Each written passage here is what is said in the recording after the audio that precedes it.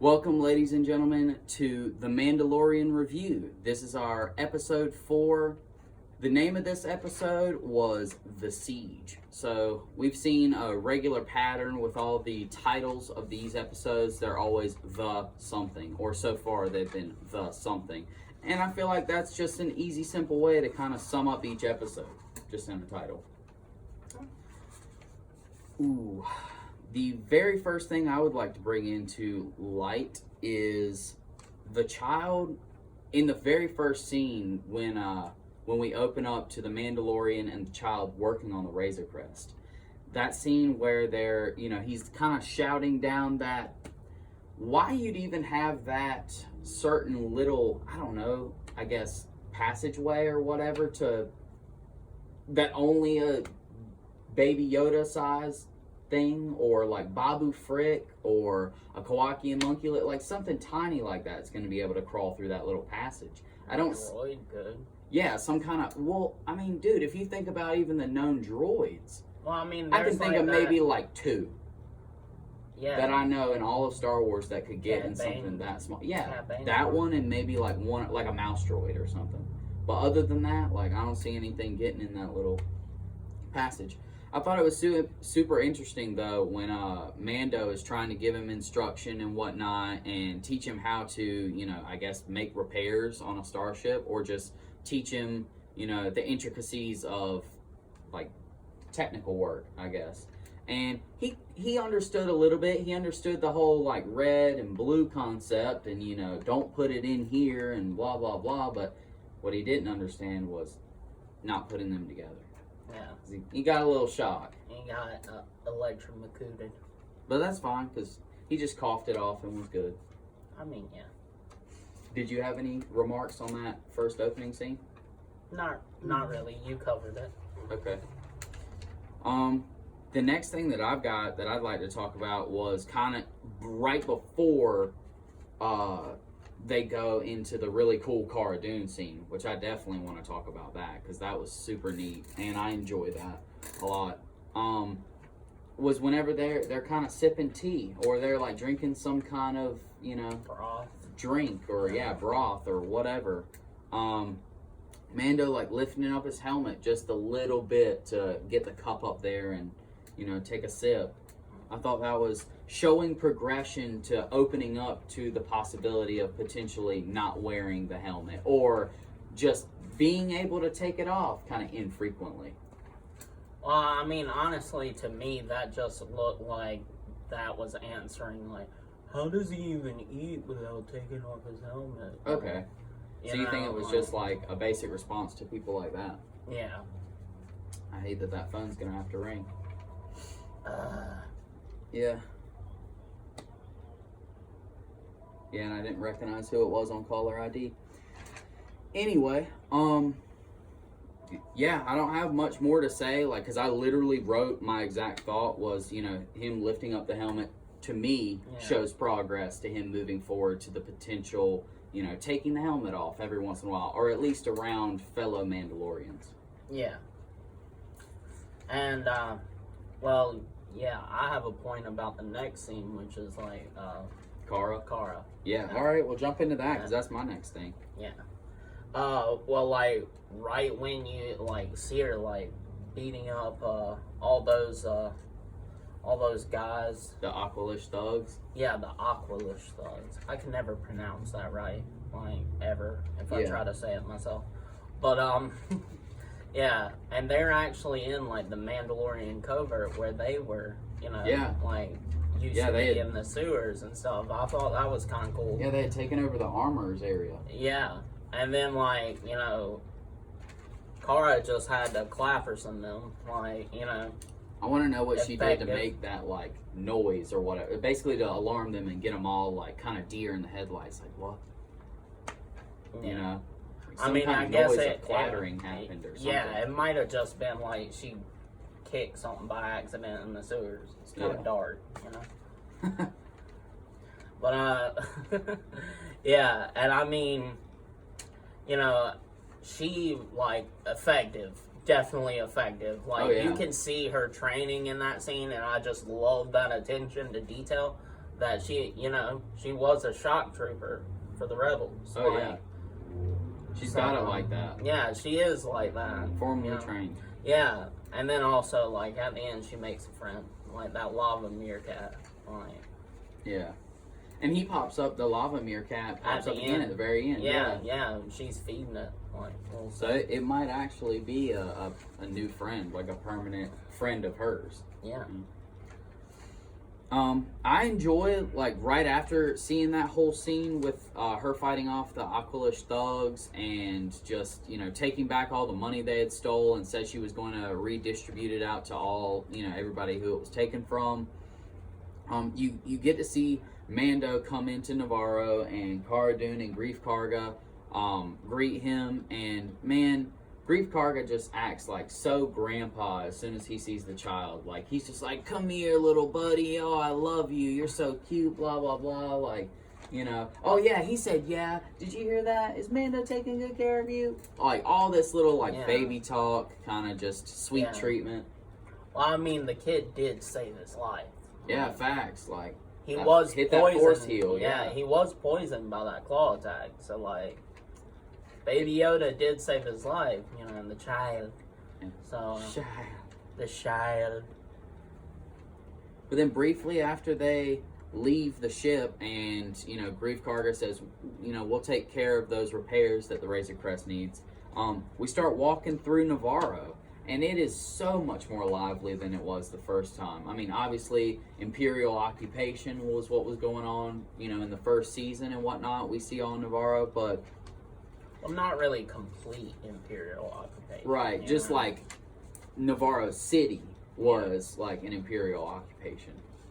I mean, even in the beginning of the first, it wasn't really like that. They had like a facility there, but they weren't really like occupying, like policing the area, And they were when Moff Gideon came in, though. So, I mean, I'll just agree to disagree about the first part. I think the client had quite a nice little grip around that town. There were stormtroopers posted up everywhere. Scouts, like, he had it. Where? What do you mean? Like, by the time the end of the season, like, we see scout troopers. Yeah, at the end of the season, that's when Moff Gideon No, I'm not talking about the stormtroopers and the death troopers that he all brought in. I'm talking about the scouts out on the bikes. I'm talking about, like, prior episodes, not 7 and 8. Not the last 2 episodes. Not the ones that were basically like a joint, like, finale. Yeah, but that was after, I'm talking about before the Mando took back the child. That's when I'm talking about. Right. Like, early season 1.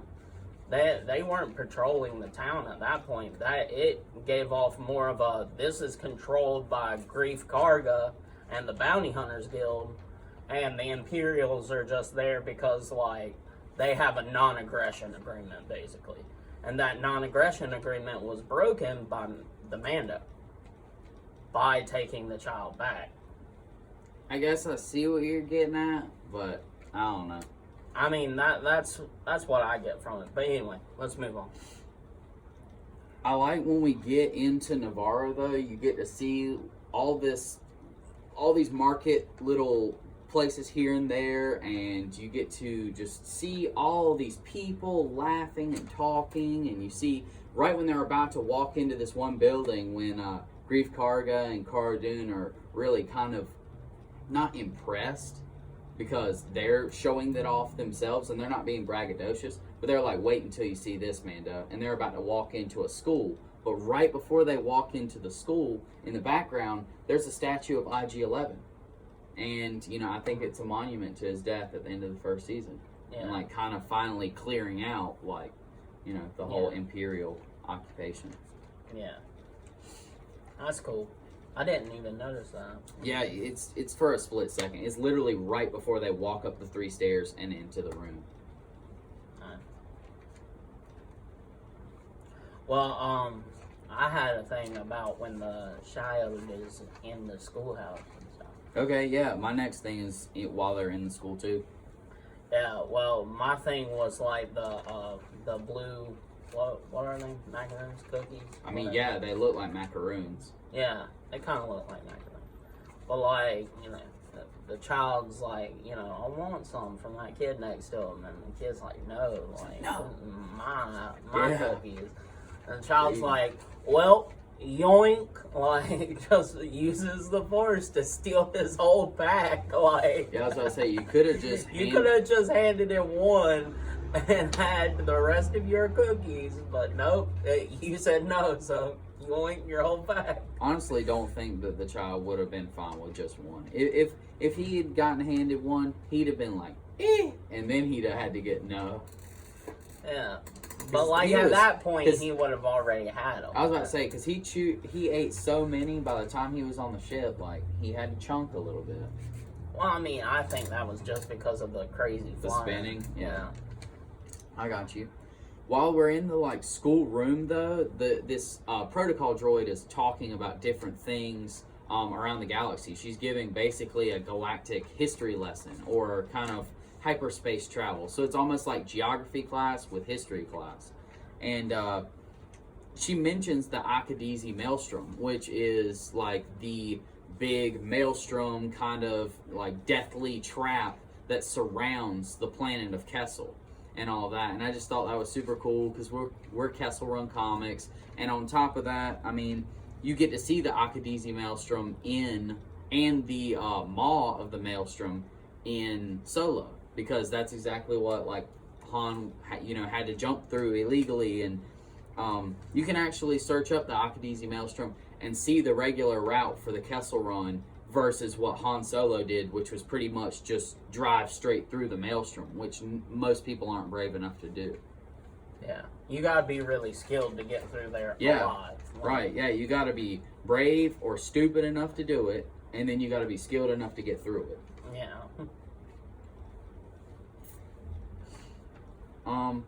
My next thing that I have to talk about is right before they leave to go to the like Imperial compound.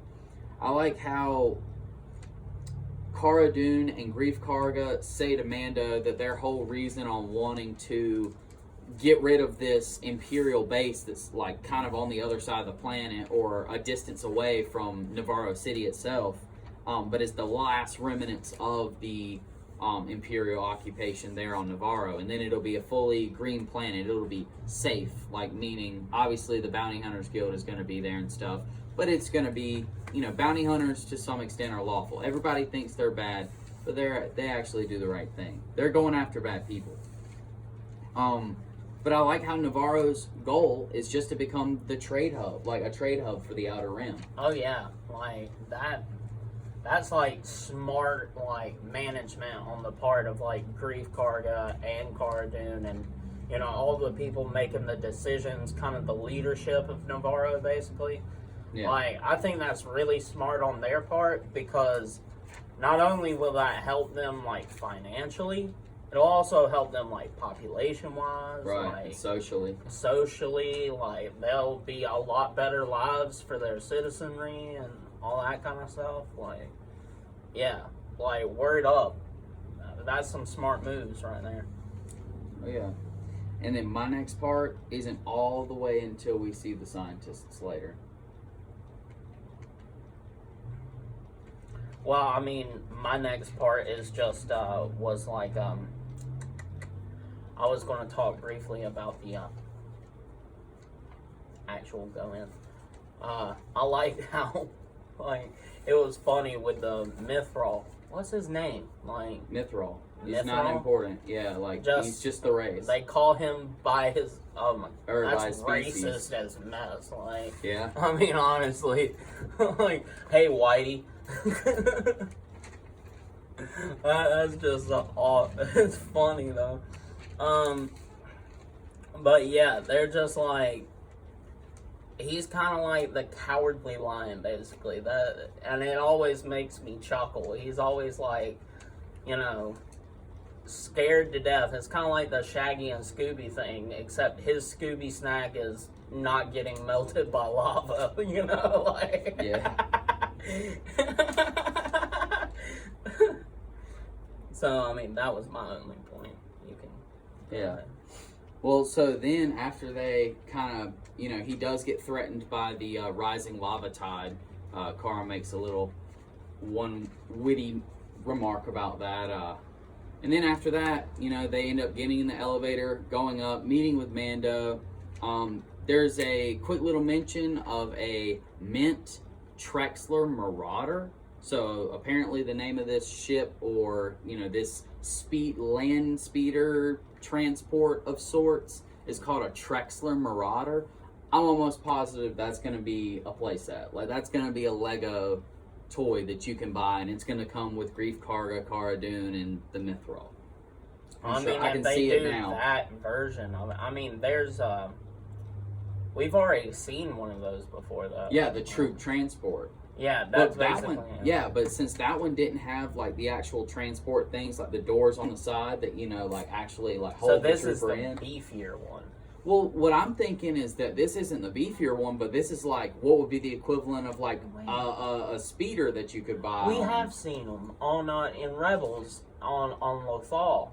Like, they're one of those them. were troop transports. No, like, there were ones when they were trying to take down the tower, I think. Yeah. There were ones on that, like, highway thing, which I always thought was I know cool. what you're talking about. Yeah, like, and they were the beefy ones that had the twin cannons on the back, you know? Yeah. And I was like, I know I've seen it. That's where I've seen it. That's what that is. Yeah, I know what you're talking about. We need to go back and look at that, though. We can after we're done with it.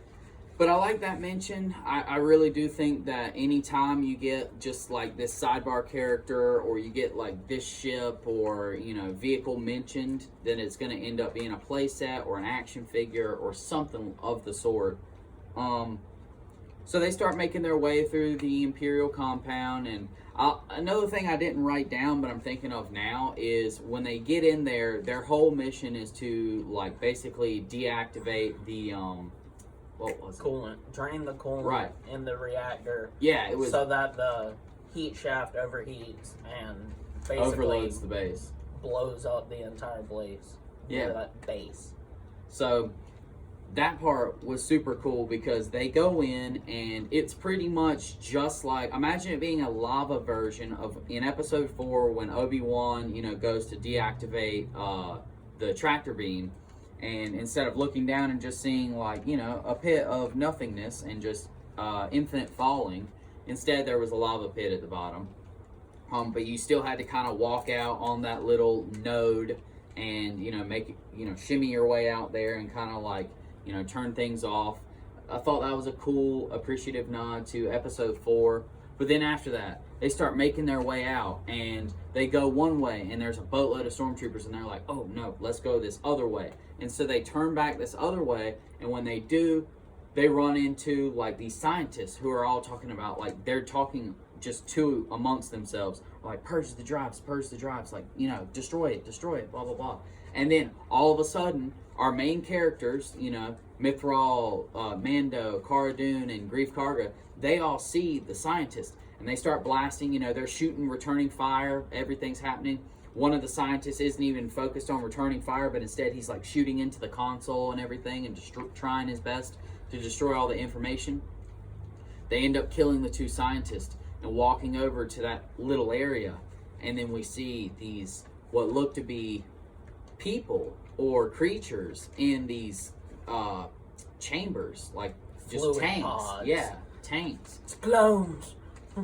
Yeah, and that's all you can assume is that this is like early, since this takes place 10 years after Empire Strikes Back, and now we know, Empire Strikes Back, Return of the Jedi, but we know that, you know, Palpatine came back in Rise of Skywalker. This is probably their early attempts to figure out cloning a Force sensitive, or maybe perfecting their full body cloning of humans or something like that. I don't know. We don't know.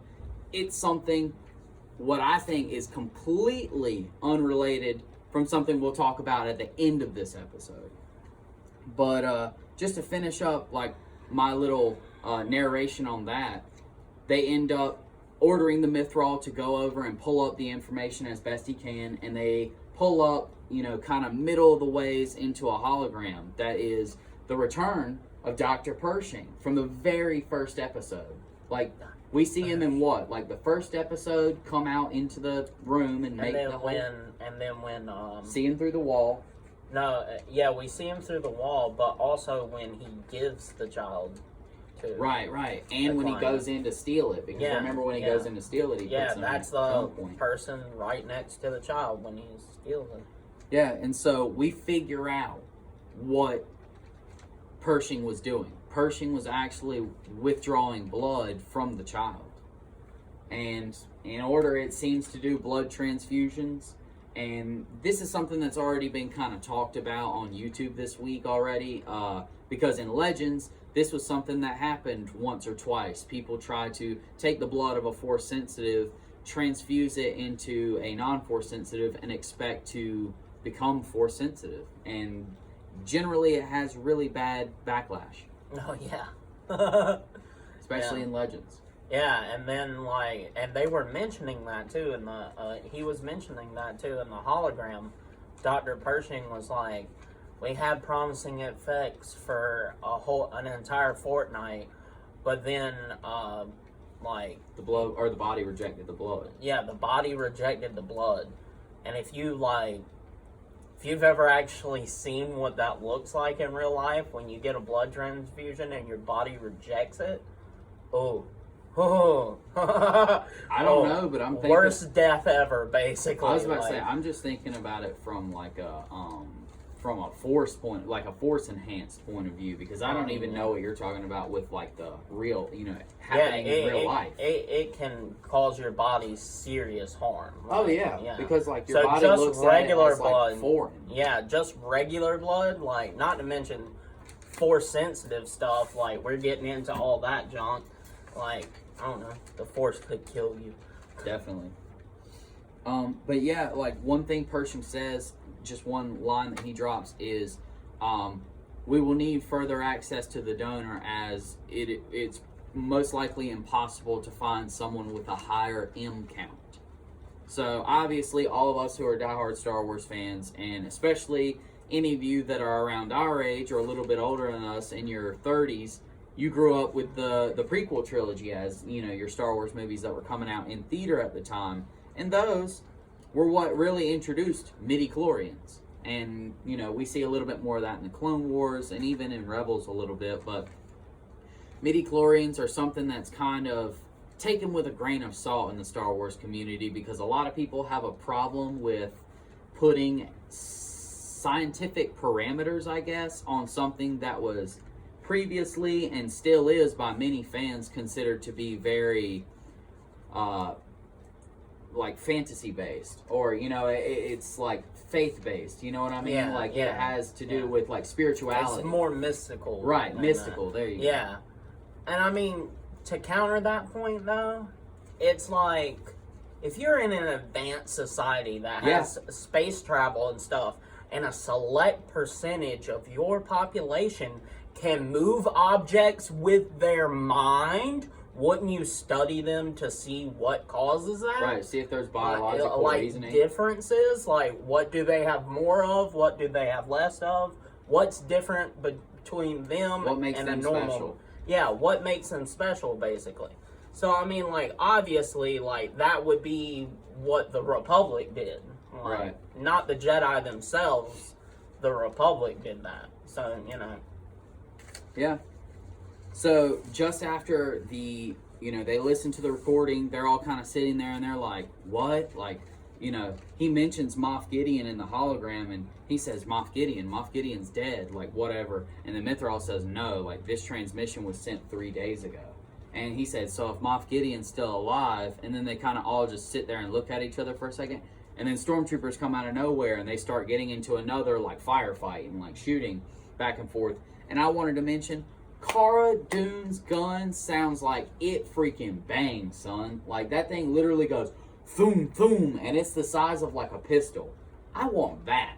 Give me that gun. Let my role-playing Star Wars 5e D&D character have that gun, because that thing sounds like it hits. If you get hit by that bullet, you're going, or that bolt, you're going down. Female, I won't say the actual line because it uses a cuss word. Yeah. Trying to keep it clean. Keep it clean for YouTube. But, females love cannons. I mean, yeah. Yeah, females love cannons. Okay. True that. I mean, who doesn't love a good cannon? I mean, yeah, but females like it more. You know what I mean? True. So my next point is after like they like get on like the Marauder, like kind of after they go their separate ways, like Mando and them and the rest of the group split off. Mm-hmm. Yeah, because she's like, Cara even said to him, like, you know, jet back, you're faster that way. Like, go get the child so, like, you know, they're not stolen from the schoolhouse. Yeah. Like, yeah. So Mando gets out of there. Mando goes and scoops the child, and as he, like, scoops the child, he gets back to his ship.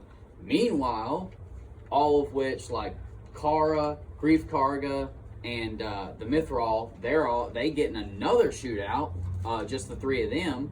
They steal the Trexler Marauder and start back on their way. And they're followed by some scout troopers and that sort of thing, which had a really, really... But just, they could have had 5 whole speeders. Yeah, 5 speeder bikes, 5 scout troopers. Yeah, 5. So what would be a scout squad? You know? Yeah. You know, a whole squad for scouts. And instead, one of them was a bot and, you know, didn't know where his teammates were and ended up crashing into another one, taking out 2 of their men in the process. Like, bro. Yeah. What are you doing? Why are you running? Yikes. But yeah, like, he took him out, and so we had 3 speeder bikes that were chasing the Trexler Marauder with our protagonists in it, our heroes. And, yeah, they make short work of 2 of them. Grief takes out one, Cara takes out the other, and then one gets up on top of the ship, like, as they're riding, and has a time bomb in his hand that he's planning on planting, I guess, and jumping off. I assume was his idea. I thought he was gonna like throw it in the open window right there and just like get off and tuck and roll off the back, basically. Probably that, yeah. I didn't think about that. Especially because those things usually they like magnetize them or like sticky them to stuff. Like I don't know. I just thought he'd put it on top and jump off, but jumping off's kind of dangerous. But I mean, you're gonna have to jump off at that point either way. Yeah, it's either jump off or die. Like suffer the same fate. I mean, like, you know, you have a more chance of survival if you jump. Like, oh yeah, definitely. So yeah, like basically they start on their way and they're making it through. They take all the speeder bikes, troopers or the scout troopers, and then all of a sudden you hear that iconic sound of the TIE fighters. And they're coming, like, you know, just like coming down the way, and there's 4 of them too. And keep in mind, like, our heroes are celebrating and everything, because not only did they, you know, wreck the 3 speeder bikes and take care of the troopers, but on top of that, the base blew up behind them, and you get the like sound, you know, moving past you and all the reverberations and everything. So when that happens, they start celebrating, like, in the ship. But like I said, then you hear that iconic sound, and Cara, better than any of them. But they all recognized it immediately. Everybody knows the Stormtrooper. Like, whether you're in the Star Wars galaxy or not, like, the TIE Fighter sound effect is iconic. Like, yeah, always. I mean, it's one of the original trilogy sounds. Exactly. Like, just so many times you hear it, and it's so unique, you know? So as they come in, like, Grief Karga gets lucky and ends up taking one of these 4 TIE fighters out with that bat gun that Matthew was talking about. And after that, like, it crashes right in front of them. Looks like it's going to crash into the ship, or, you know, to their speeder that's moving away.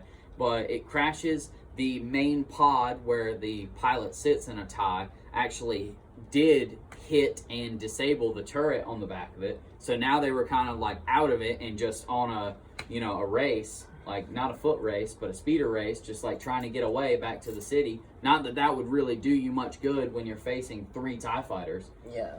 But then out of nowhere, Mando comes to the rescue. And Mando takes out, you know, one of the TIE fighters, you know, of course, sending them erupting into, you know, praise and just, you know, celebratory woos.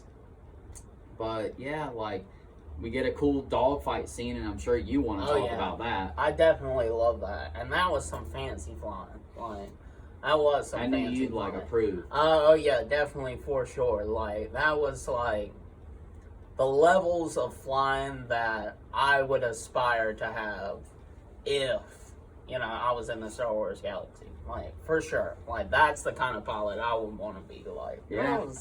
I mean, everybody wants to be like that as a Star Wars pilot. Yeah, but, like, it's not doing it with a gunship, though. That was kind of impressive. That like, is impressive. Like, but that's what makes it even more tight nice. Oh, yeah. Like, that's why I'm pointing it out. Like, a lot of people can do fancy flying with a fighter. But of course, it's meant to be. But being like Han Solo or like Harrison Dula and doing it with like a freighter or doing it like Mando with a gunship, like it adds like another layer of type nice. Yeah, for sure. For sure. But my next point was going to be about the scene with Moff Gideon. Okay. Yeah, well, no. I've got one right before the Moff Gideon. So then, after the little dog fight and everything, they celebrate. They're all happy. And then Mando, or Greef Karga, hails to Mando on like one of the communicators and says like, hey, like, can I buy you a drink? Like, or no, actually he says, what do I owe you? And Mando says, oh, with the repairs, like, let's call it even. Blah blah blah. And then Greef says, well, let me buy you a drink. And, of course, Mando denies because now he knows that Gideon's alive and Gideon's not going to rest until he has the child. So he says, nah, man, I've got to get out of here before Gideon catches wind. Catches wise. Or catches wise. Yeah, that's what it was. But, so then, before it actually shows Moff Gideon, though, Mando's gone, and it shows Greef Karga kind of getting almost like having an interview being conducted about like recent stuff that's been going on. And so a New Republic pilot, the same New Republic pilot from episode 3, the spider episode of this season, that same I think it's the pilot's name is Carson. Yeah, Carson. You see Carson and Wolf are both present because both of their X-Wings are there before it shows you like an interior scene between Carson and Greef Karga. But you don't ever get to see Trapper Wolf, aka Dave Filoni. He's not shown on screen. But when you see Carson and Greef Karga are kind of going back and forth, and Greef Karga throws him off Mando's trail because he inquires about the Razor Crest, and Greef Karga says, I never mentioned anything about a Razor Crest, blah blah blah. But what I really like is that whole scene just seemed very like Western to me, and like spaghetti Western at that. And it was the specific line, I'll be sure to send you a gram if I find out anything else. That's what